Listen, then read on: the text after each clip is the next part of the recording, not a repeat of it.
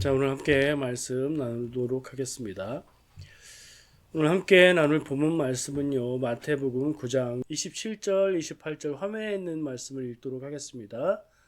예수께서 거기에서 떠나가실새 두 맹인이 따라오며 소리질러 이르되 다윗의 자손이여 우리를 불쌍히 여기소서 하니라. 예수께서 집에 들어가심에 맹인들이 그에게 나아오거늘 예수께서 이르시되 내가 능히 이 일 할 줄을 믿느냐 대답하되 주여 그러하오이다 하니 이에 예수께서 그들의 눈을 만지시며 이르되 너희 믿음대로 되라 하시니 아멘.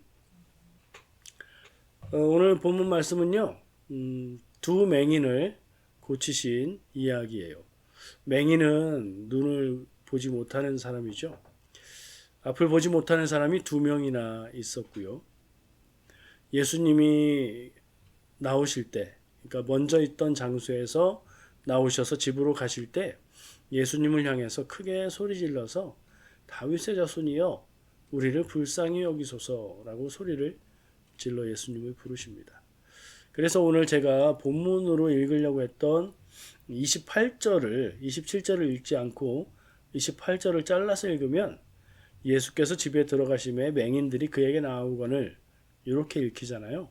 그래서 마치 예수님이 맹인들의 집에 들어가신 거고 그 사람들이 예수님이 들어가시니까 안에서 나온 것처럼 읽히기 쉬운데 아까 읽은 27절을 읽어보면 그런 상황이 아니라는 걸 알 수 있습니다. 먼저 있었던 장소, 그러니까 27절에서 예수께서 거기서 떠나가실세라고 얘기하는 게 이 스토리의 시작인데 이 거기가 먼저 스토리의 마지막 장소를 얘기하는 거예요. 그게 어디냐면 관원이 와서 딸을 고쳐달라고 했던 딸이 죽었습니다 했던 살려달라고 했던 그리고 그 딸을 살렸던 그 장소에서 예수님이 나오셔서 집으로 가시는 거예요. 그러니까 이 집은 맹인들의 집이 아니라 예수님의 집일 수도 있고 혹은 베드로의 집일 수도 있고 마태의 집일 수도 있는 누구 집인지는 모르지만 지금 숙소로 거하고 있는 숙소로 예수님이 가시는 거예요. 27절 말씀을 다시 읽어보면 그 관원의 딸 아이를 살려준 그 후에 예수님이 그곳에서 집이 있는 곳으로 가시는데 그 중간에 맹인이 따라오는 겁니다. 두 맹인이 따라오며 소리질러 이르되 다윗의 자손이여 우리를 불쌍히 여기소서. 이렇게 다윗의 자손이여 우리를 불쌍히 여기소서라는 말을 했는데 어떻게 말했냐면 소리질러서 말을 했습니다. 크게 큰 소리로. 근데 이어지는 말씀에 보면 예수께서 집에 들어가시니 이렇게 이어지거든요. 그러니까 먼저 장소에서 집까지 가는데 가까운 동네에 가까운 곳이라고 해도 어느 정도는 걸어가셨을 거 아니에요. 근데 그 가는 길의 중간에 두 맹인이 예수님을 부르면서 뭐라고 불렀죠? 다윗의 자손이여 우리를 불쌍히 여기소서. 대꾸를 안 하신 거예요. 못 들은 척 하시면서 그냥 가신 거예요. 이 부분의 그 차이를 우리가 자세히 읽지 않으면 눈치 못 채고 넘어가기가 쉬운데 자세히 읽어보면 예수님이 소리 지르는 두 사람을 반응하지 않으시고 대꾸하지 않으시고 그냥 집으로 가신 겁니다. 그리고 예수님이 집에 들어가셨는데 그 두 맹인이 나왔죠. 이거는 예수님이 가셨고 이 두 맹인은 계속해서 소리 지르면서 예수님을 따라왔고 예수님이 들어가시는 그 집으로 그들도 들어가서 집 안에서 대화를 하셨다. 그렇게 상황을 이해해야 되는 겁니다. 이런 상황을 먼저 알고 말씀을 좀 나누려고 합니다. 복음서에서 예수님이 눈 안 보이는 사람을 고치시는 내용은 여러 군데 나옵니다. 가장 많이 다루고 있는 그러니까 공관 복음서에서 모두 다 다루고 있는 내용이 있는데 바디메오를 고치신 이야기가 마태복음, 마가복음, 누가복음 세 군데에 전부 다 나오고요. 요한복음 9장에 보면 다른 데는 없는 얘기가 있는데 날 때부터 눈이 안 보이는 사람을 보고 예수님의 제자들이 질문합니다. 저 사람은 누구의 죄 때문에 날 때부터 눈이 안 보이게 태어났습니까? 제가 가끔씩 인용하죠. 유대인들은 죄가 있어서 장애가 생기는 것이라고 생각을 했던 것 같아요. 그리고 이어서 묻는데 그들의 부모 죄 때문입니까? 아니면 자기 자신의 죄 때문입니까? 네. 죄 때문에 장애를 갖게 되는데 부모의 죄 때문에 자녀가 장애를 가질 수 있지 않을까 생각을 했던 것 같고요. 그렇지 않다면 자기 자신의 죄 때문에 그럴 수 있지 않을까 생각을 했던 것 같아요. 근데 태어나는 아기가 어떻게 죄를 짓습니까? 거기에 대해서도 또 다른 생각들을 가지신 것 같은데 이 유대인들이. 근데 예수님은 그렇지 않다고 얘기하십니다. 죄 때문에 이렇게 된 게 아니다. 하나님이 하시는 일을 보게 하시려는 거다. 그런 말씀을 주시는 그 내용이에요. 그때 그 사람의 눈에 흙을 손에 흙을 올리고 침을 뱉어서 개서 진흙을 만들어 그의 눈에 바르고 어디로 가서 씻으라고 그러셨죠? 유명한 연못 실로암에 가서 눈을 씻어라 그랬더니 그의 눈이 보이게 되었다. 그 말씀 기억하시죠? 이렇게 두 가지 이야기 그리고 오늘 마태복음 본문에 나오는 마태복음에만 나오는 이야기인 거죠. 두 맹인이 예수님을 따라왔고 그들을 눈이 보이게 고치신 이야기. 이 정도로 맹인에 대한 눈을 고치시는 이야기들이 복음서에 나오는데요. 맹인이라는 이야기가 나오면 이게 그냥 단지 눈이 안 보이는 사람이라고만 생각할 게 아니라 뭐가 보이고 안 보이고에 대한 상징을 얘기하려고 하는구나. 무엇을 말하는 걸까 하고 봐야 돼요.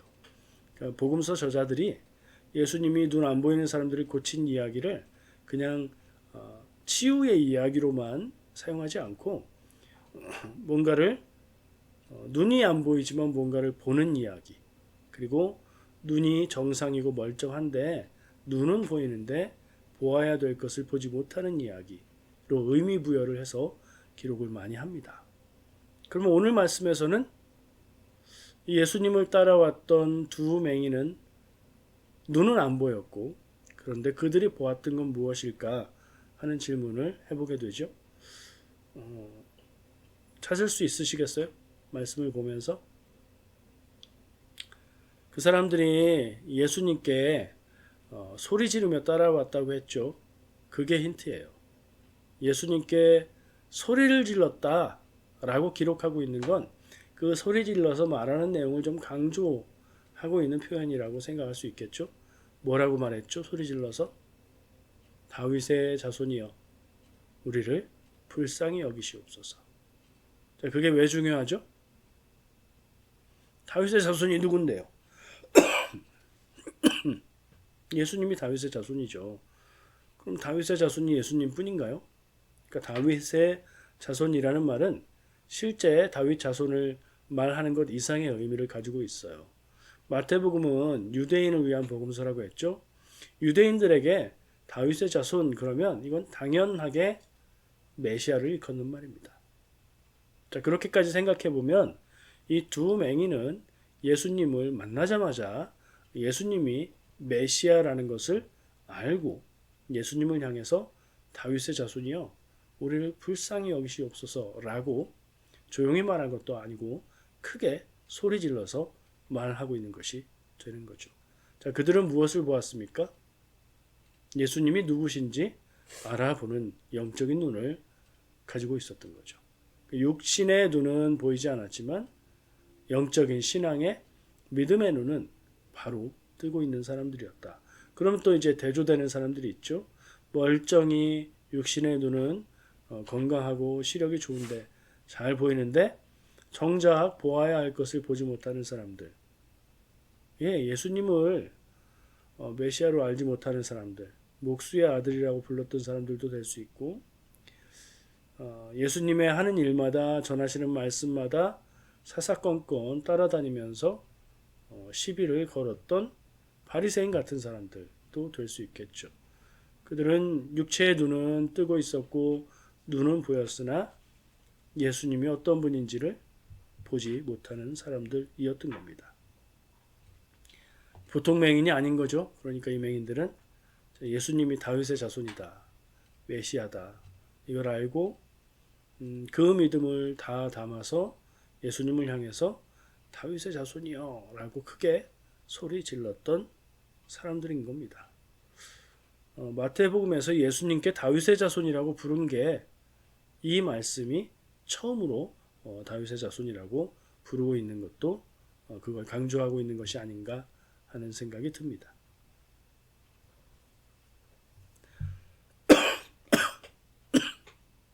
아까 말씀드렸던 대로 두 번째 이야기하고 싶은 부분은 그냥 읽으면 알지 못하고 넘어갈 수도 있는데 마치 살짝 숨겨놓은 것 같은 부분인데 면밀히 천천히 생각하면서 읽다 보면 예수님이 이 두 맹인이 믿음의 고백으로 다윗의 자손이여를 크게 소리질러 외치고 있는데 대꾸하지 않으시고 모르는 척하고 그런 설명이 없으니까 우리는 읽어도 모를 수 있는 거죠.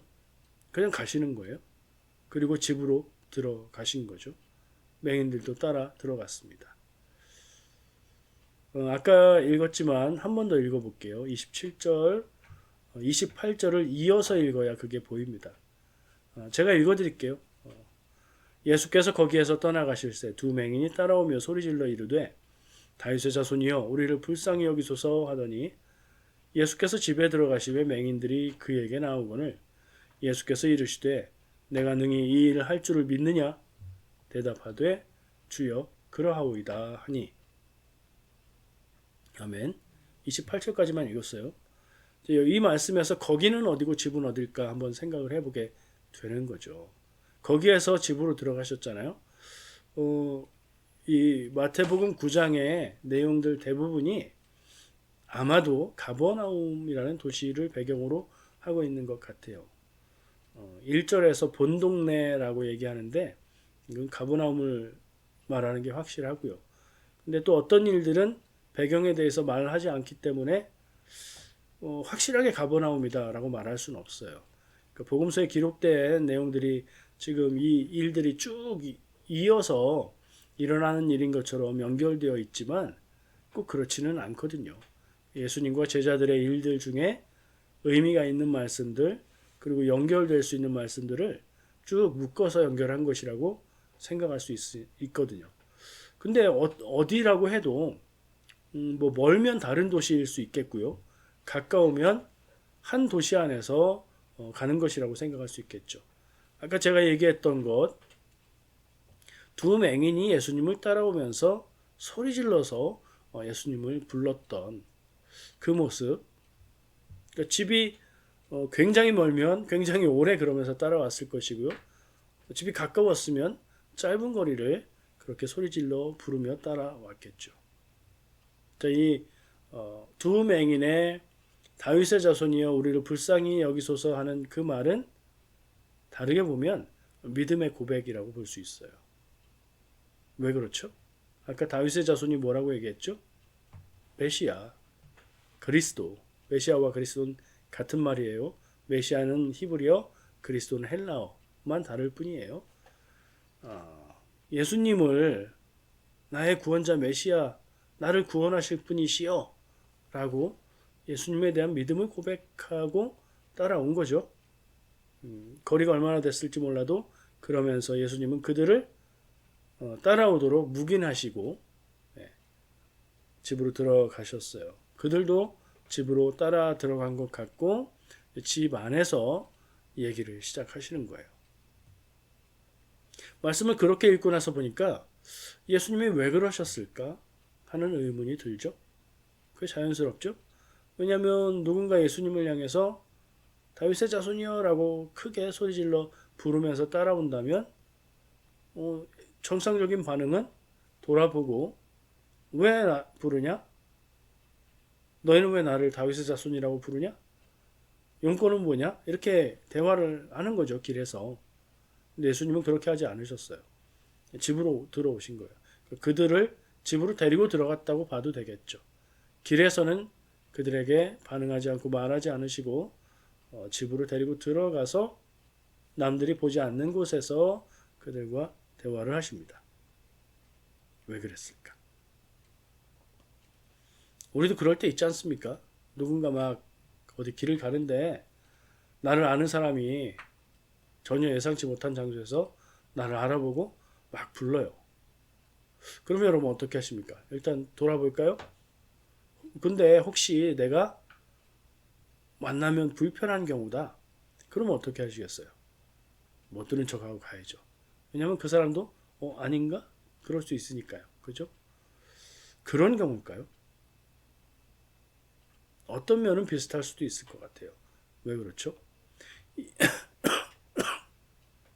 그 사람들이 예수님을 다윗의 자손이라고 부르는 건 어떤가요? 맞는 건가요? 잘못된 건가요? 맞는 거죠. 예수님을 메시아라고 부르는 것, 예수님이 메시아이신 사실은 맞아요. 그러니까 그것 때문은 아닌 것 같아요. 그런데 그것 때문이에요. 무슨 말이에요? 예수님이 이 사람들의 눈을 다 치유하시고 그들에게 엄히 경고하시되 삼가 아무에게도 알리지 말라. 30절에 그렇게 말씀하세요. 다 치유하시고 아무에게도 알려주지 마라. 말하지 마라. 비밀이다. 라고 말씀하셨지만 이어지는 말씀은 나가서 사람들에게 말했다. 전했다. 그렇게 얘기가 됩니다. 성경 말씀에 대체로 그래요. 예수님이 아무에게도 말하지 마라. 그런 얘기를 했을 때 이런 경우에 꼭 알려집니다. 그리고 알려진 소문은 뭐였을까요? 내가 예수님을 만났는데 다윗의 자손이라고 불렀는데 그가 내 눈을 보이게 고쳐주셨다. 이분이야말로 다윗의 자손 메시아 그리스도가 아니냐. 이런 얘기를 했겠죠. 그 사람이 내가 다윗의 자손이라고 불러주니까 좋아가지고 내 눈을 고쳐줬어. 이렇게 말하지는 않겠죠. 다윗의 자손이라고 불렀고 그들의 믿음에 의해서 그들이 치유된 사실만 보더라도 그 당시의 세계관이나 사고방식에 의하면 그 다윗의 자손 메시아이시라는 것은 진실, 사실인 거예요. 그것으로 증명이 되는 거예요. 그러니까 그들이 전한 것은 무엇이었을까요? 이 예수가 사람들에게 말씀을 전하고 사람들의 병을 고치고 귀신을 쫓고 하는 이 예수가 내가 만나보니 내 눈을 뜨게 해주셨을 정도로 그는 우리를 구원하실 메시아임이 분명하다. 다른 건 모르겠고 내 눈을 뜨게 해주셨다. 이걸 전했을 거 아니에요. 그런 소문이 났을 거고요. 예수님은 그렇게 되는 것을 원하지 않으셨던 것 같아요. 사람들이 있는 공개적인 장소 길에서 그들을 돌이켜서 그들과 대화하고 그들을 고쳐주지 않으신 거고, 그러나 그들의 믿음의 고백도 맞는 것이고 그들을 고쳐주기도 원하시니까 사람들이 보지 않는 곳으로 데리고 가서 그곳에서 그들의 믿음을 확인하시고 고쳐주시고 이거 말하지 마라. 하지만 말하게 되는 그렇게 이야기가 진행이 되는 게 아닌가. 그러니까 예수님이 마치 그 사람들을 무시하거나 그 말을 못 들은 것처럼 대꾸하지 않고 가셨던 것은 싫어서가 아니라 아직은 예수님이 다윗의 자손 메시아 그리스도이신 것이 논란이 될 때가 아니다. 알려지는 것을 두려워했다. 알려지는 것을 피하려고 했다고 표현을 많이 하는데 좀 더 근원적으로 생각해 보면 그게 논란이 되는 것. 그래서 사역하는데 앞으로 해야 될 사역이 많은데 그 사역에 장애가 되는 것. 그것을 피하기 위해서 예수님은 그렇게 하신 것 같아요.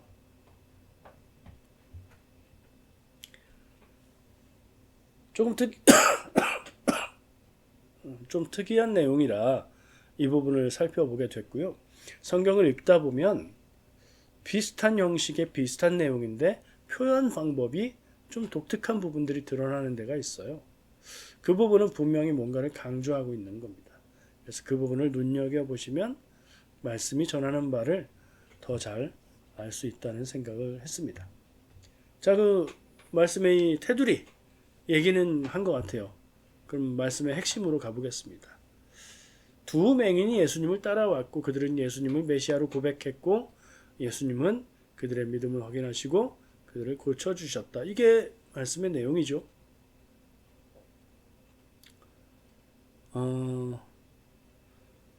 이 말씀의 핵심이 무엇일까?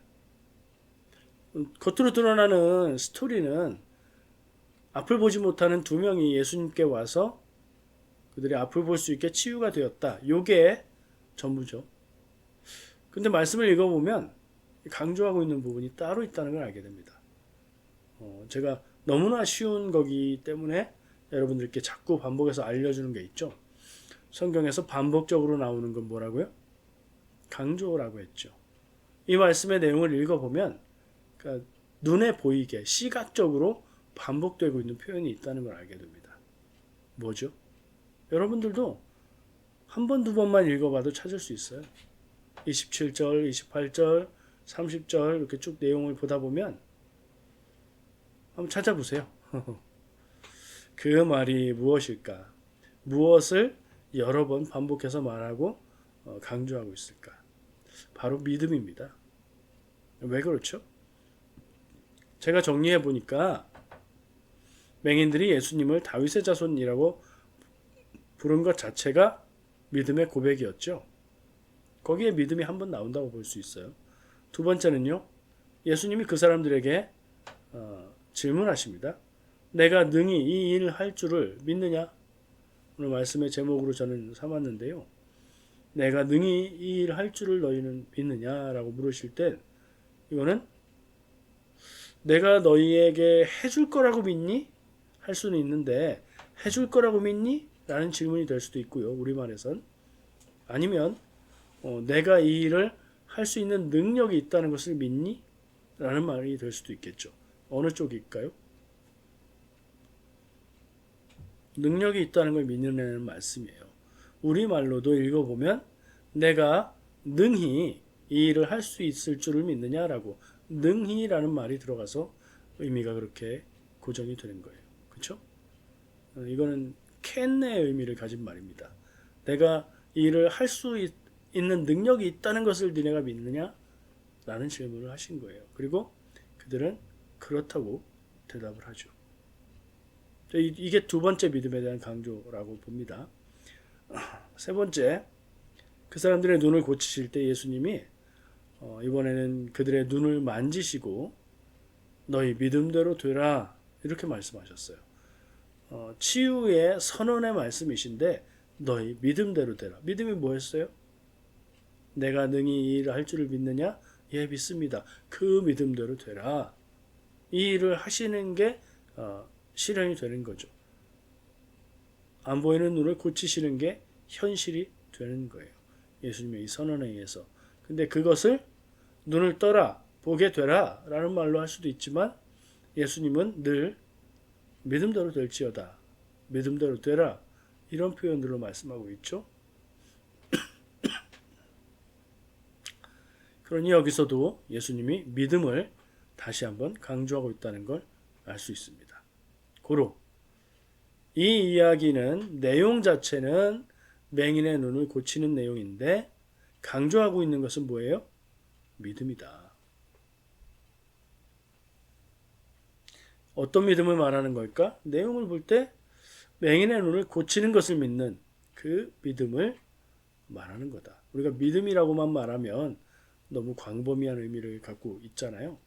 그래서 한정해서 이야기하자면 맹인의 눈을 고치는 것을 믿는 믿음. 아무에게나 아무데나 적용할 수 있는 믿음인가? 믿음에서 중요한 것은 믿음의 대상이다. 이런 생각을 해봐요.